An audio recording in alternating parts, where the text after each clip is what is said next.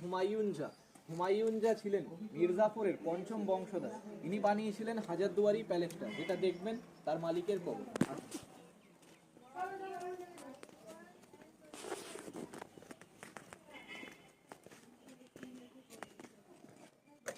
তারপরে দ্বিতীয় কবরটা হুমায়ুন শাহর বাবা, এনার নাম হচ্ছে ওয়ালাজা। নবাবি করেছেন 3 বছর 1821 থেকে 24। 3 নম্বর কবর যেটা আছে হুমায়ুন শাহর কাকা, নাম কিন্তু আলিজা।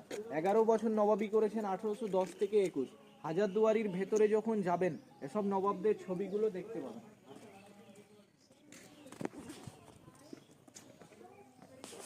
হাজারদুয়ারির সামনে একটা সাদা বাড়ি পাবেন, যেটাকে ইমাম বাড়ি বলা হয়। মহরমের 10 দিন খোলা থাকে, বাদ বাকি দিনটা বন্ধ থাকে। ইনি বানিয়েছিলেন, নাম কিন্তু ফ্রেদুঞ্জা। প্রথম হুমায়ুন যা, তার ছেলের কবর এটা, ফ্রেদুঞ্জা নাম আছে।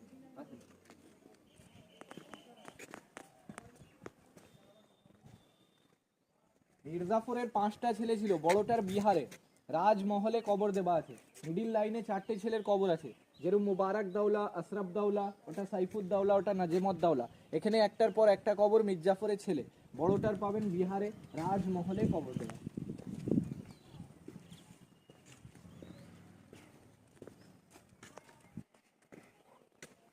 এই কবরটা মির্জাফরের কবর আছে, সাদা কবরটা। পাশে দুটো কিন্তু কাকা, নজাফ নজাফি, মাঝখানে মির্জাফর। মীর মোহাম্মদ জাফর খান, শর্ট নাম মির্জাফর। এটাই মির্জাফরের কবর। সৈয়দ আহমদ হুসেন নাজাফি। মির্জাফর মুর্শিদাবাদে 3টে বিয়ে করেছিলেন। প্রথম বউ সাহা খানম, দ্বিতীয় বউ বাব্বু বেগম। মুন্নি বেগমের কবরটা যাবার সময় দেখাবো। মির্জাফরের 3 নম্বর বইয়ের কবর।